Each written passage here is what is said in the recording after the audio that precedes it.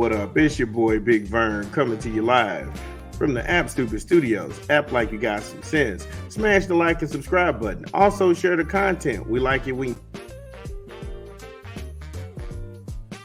hit us up on all of our socials. And if you want to go ahead and fund the madness directly, hit us up in the Cash App at Vern Dollars, VERNDOLLAZ. Got a good show for you today. Coming to you, got Patrick Beverly goes Pat Bev.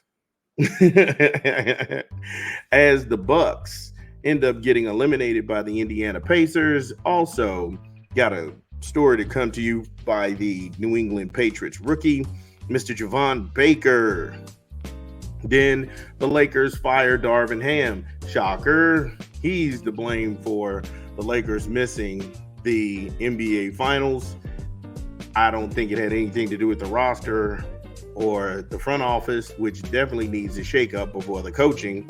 However, we'll talk about the candidates that the Lakers have on the docket. And then we're going to close out with the Clippers. They come up short again after losing to the Dallas Mavericks last night.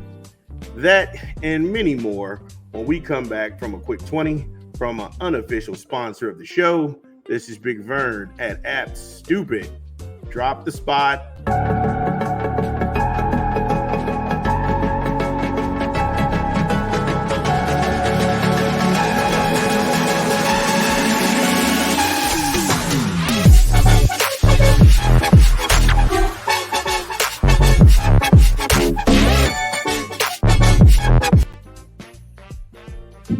Taco Bell, Live Mas. Taco Bell, Live Mas. The new Cantina chicken menu.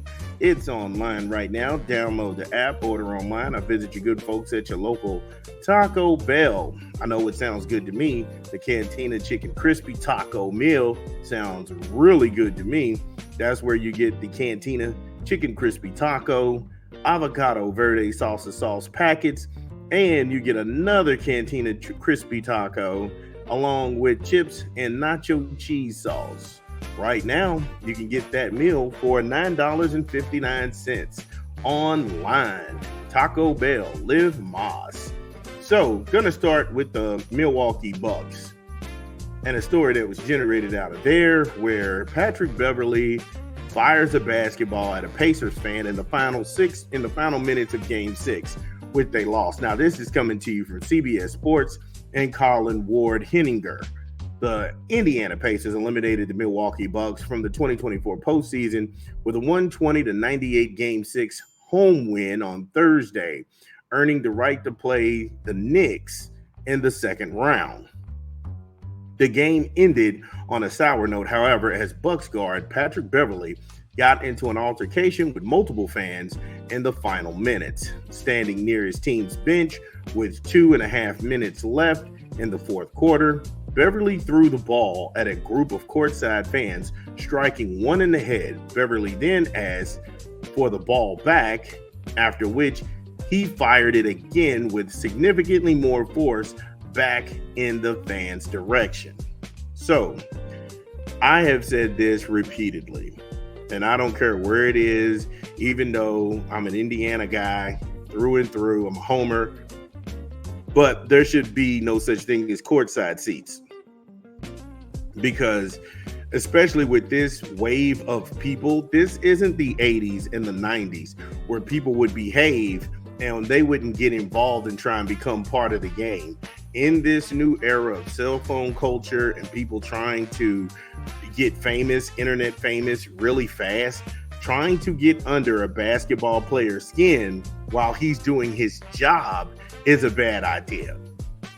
And I think it's a sign of the times that, hey, you need to be at least behind media row. And if you're behind media row where there are 3 rows reserved for media and then the fans can go ahead and be right there, that's it. But the NBA is so celebrity thirsty off of a Lakers built fluff where you have celebrities sitting courtside trying to show that they're better fans, or because they have more means than everybody, they get special treatment. They don't deserve to be that close. And it's not just celebrity. There's investment bankers. There's all kind of people with that kind of access. And if you got that much juice and that much cash, you need to be in a skybox. I mean, right now, no one would come to your job and sit right behind you and talk trash about you and heckle you. You're in your little cubicle, you're working, and then somebody's going to stand up and be like, you suck. Dave, who sits across from you, is way better than you. And then they start lobbing insults, and most of them have been racial epithets. And so you just have to realize the kind of climate that you're in. Now, Beverly did not receive any discipline for his actions during the game, and in my opinion, nor should he. But the league will likely review the incident and dole out whatever punishment they see necessary. Ever since the infamous Malice in the Palace brawl back in 2004. Really? Are we going 20 years ago? You all have to let this go. Malice in the Palace happened just at an inopportune time. You had two teams really rugged playing for the right to go back to the NBA Finals, and it just spun out of control. Ben Wallace and Ron Artest, Metta World Peace, it just really got out of control.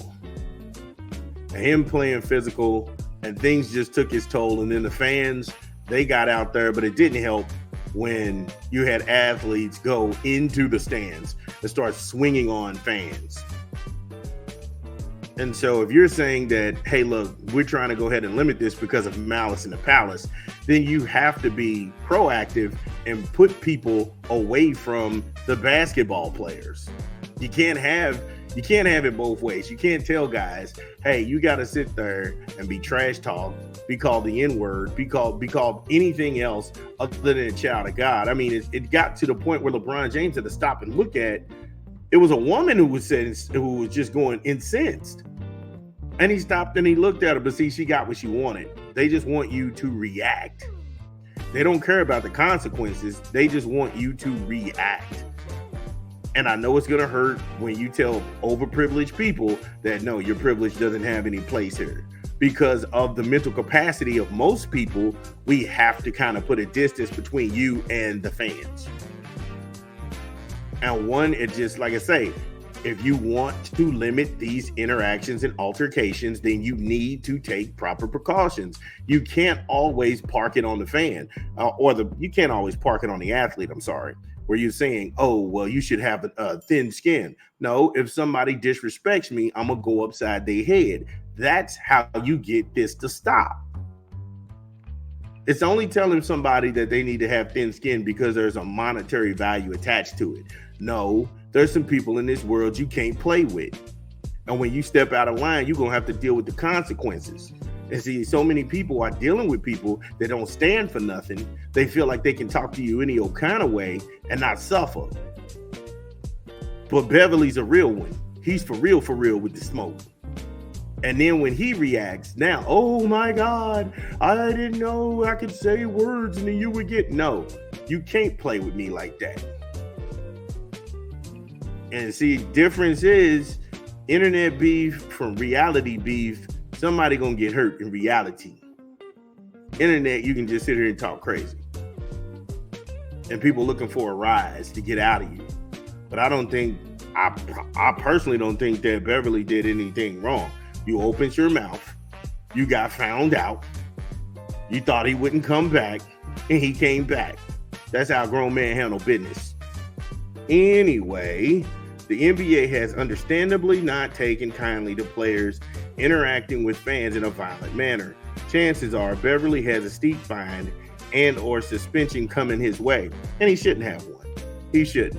Beverly responded to the video on social media saying it was not fair and that the Bucks asked for help all night about one of the fans behind the bench. And here we go. There should never be a fan behind the bench, especially of the opposing team. You are going to get, like, again, these people are unhinged. When you have a society that is blaming things on mental illness and being mentally unstable, you cannot in good conscience put people behind the opposing team's bench. You're asking for it. And also, if the Bucks as an organization are complaining about people behind them that are cascading them with insults, racial epithets, and taking things too far beyond the game of basketball, why wasn't the people removed?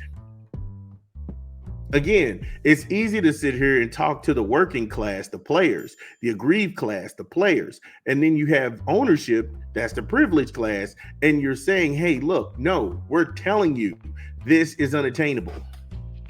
And I know what some people are saying, one person shouldn't spoil it for everybody, but they are. But they are. And it's far too many times we're telling people to shut up and play. When we ourselves in our normal life, we wouldn't tolerate somebody coming to our job, sitting directly behind us and disrespecting us all day while we're trying to work. Because far too frequently, we are able to get online and we compare these athletes to people in our life or people that we know when they put their life on the line, their body and their well-being. So then we put them on our level when we want to prove a point. But when it comes time to see things in favor of the player and then also apply said person to your life, oh, that doesn't apply. They should have some restraint. Fuck out of here, man.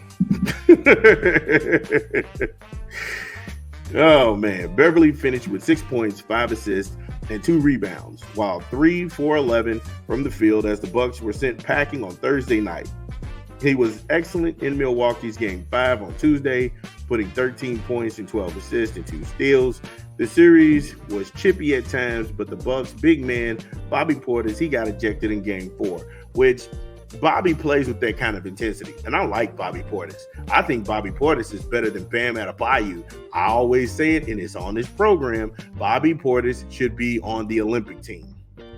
So do what you will with that. But the Bucks, they have some things to sort out, and Adrian Griffin is probably somewhere laughing because management did him dirty for Doc Rivers. Now look at you, out on the first round of the playoffs. You got a gentleman's 4-piece, and you're out of there. Got you done up there at 6. You got the 6-piece nuggets, a gentleman's 4-piece and a 6-piece nugget. This is Big Vernon App Stupid. We'll be back. I promise, more show to go.